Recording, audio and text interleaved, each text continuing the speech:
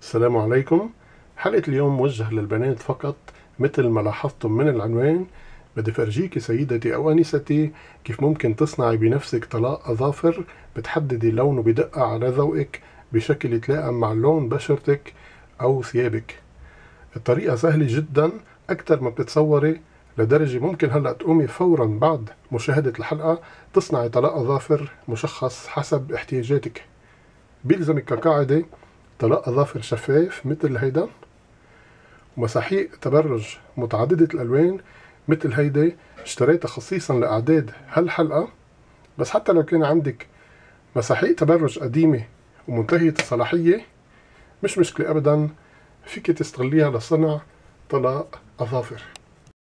بتبلشي باستخراج لون من اختيارك، بتوضعيه بكيس مثل هيدا وبتدقيه بواسطة شاكوش أو مدقة حتى يصير دقيق ناعم جدا خالي من التكتلات.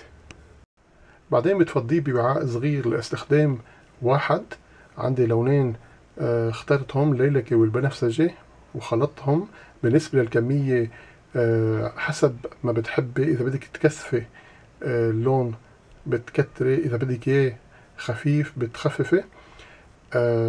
وبتستحدثي قمع كمان لاستخدام واحد وبتوضعيه جانبا. عملت له ثقب من هون، هذا صنعته بورق الزبدة. ليش؟ لأنه بيتحمل رطوبة، ما بيمتص رطوبة، بيناسب لهالنوع من المواد. تسكبي طلاق الأظافر الشفاف فوق مسحوق التبرج،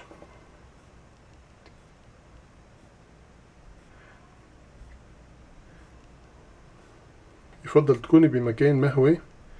يفضل كمان وضع كيس نايلون أو أي شيء يحمي الطاولة من قطرات المواد. إذا بتخلطي جيدا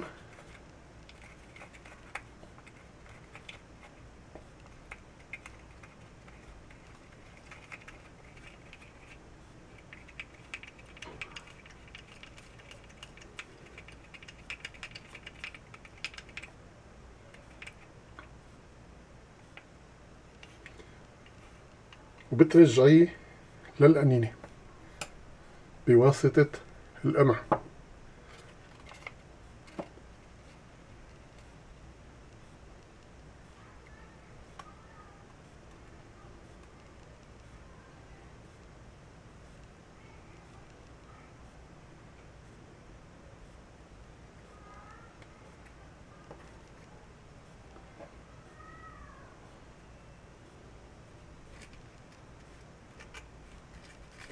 مثل ما شايفي قمع كتير فعال، كان لازم شوي يوسع أكتر بس مشيلي الحال.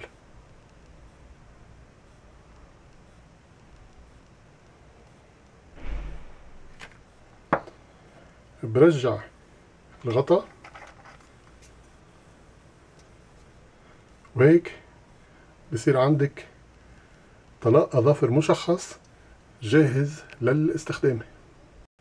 فيكي كمان تعطي تأثيرات خاصة لطلاق الأظافر، بتضيفي لمسحوق التبرج بودرة تبرج براقة. عندي هون قطعة مسحوق تبرج صفرة، بدي اضيف لها طلاق الأظافر شفاف وبودرة تبرج ذهبية براقة حتى أعطي لون معدني لامع.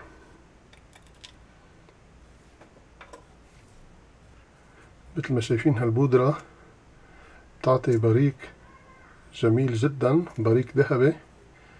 بدي اضيف منها للخلطة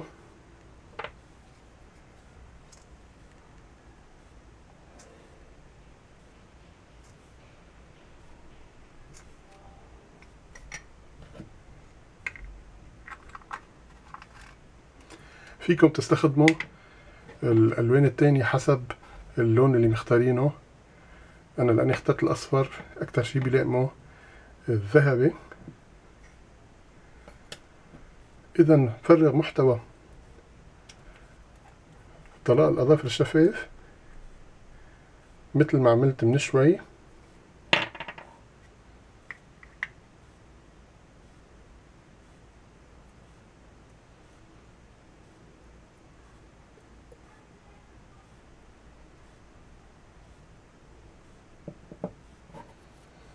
وبخلط جيدا.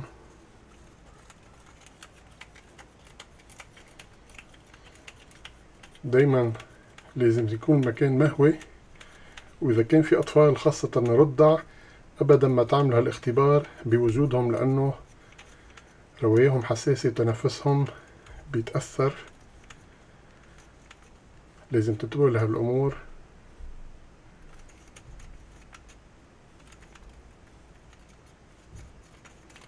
مثل ما شايفين خلطة رهيبة، لون مبهر.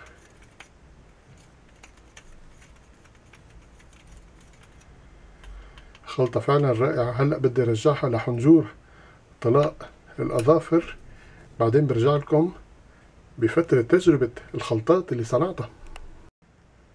ما يذهب خيالكم لبعيد أبدا، أكيد ما رح جرب هالألوان على أظافري، رح جربها على أخشاب. عندي عدة ألوان مبهرة صنعتها بخلط درجات متعددة من مساحيق التبرج، وبدي اختبرها حتى فرجيكم جودتها وجمالها. بلش باللون الأحمر.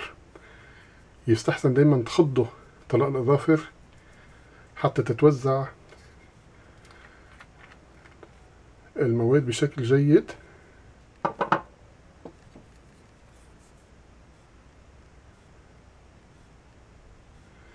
حطيت له مساحيق براءة.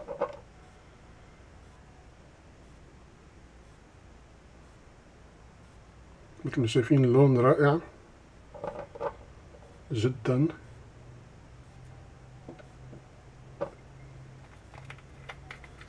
بجرب الأزرق.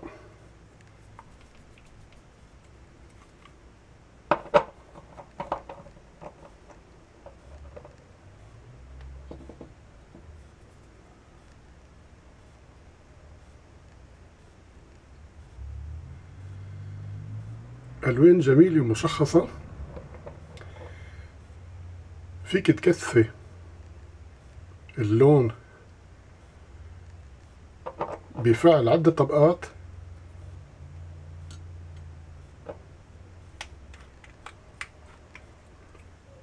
كفي مع الأخضر.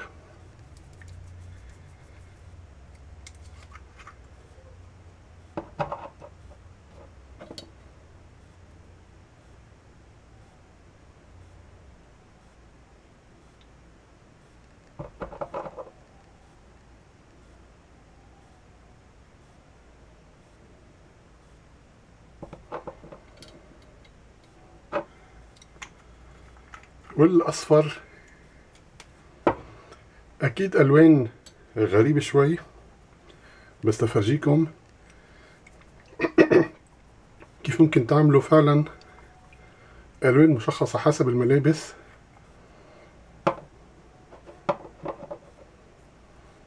في ألوان ما بالضرورة تعطي لون فائع،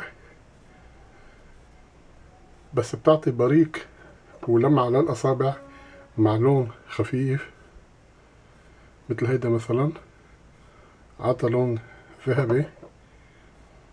إذا كنت لابسة فستان أسود بسهرة وحطيتي منها الطلاء بيطلع شي ملفت. وأخيرا اللون البنفسجي.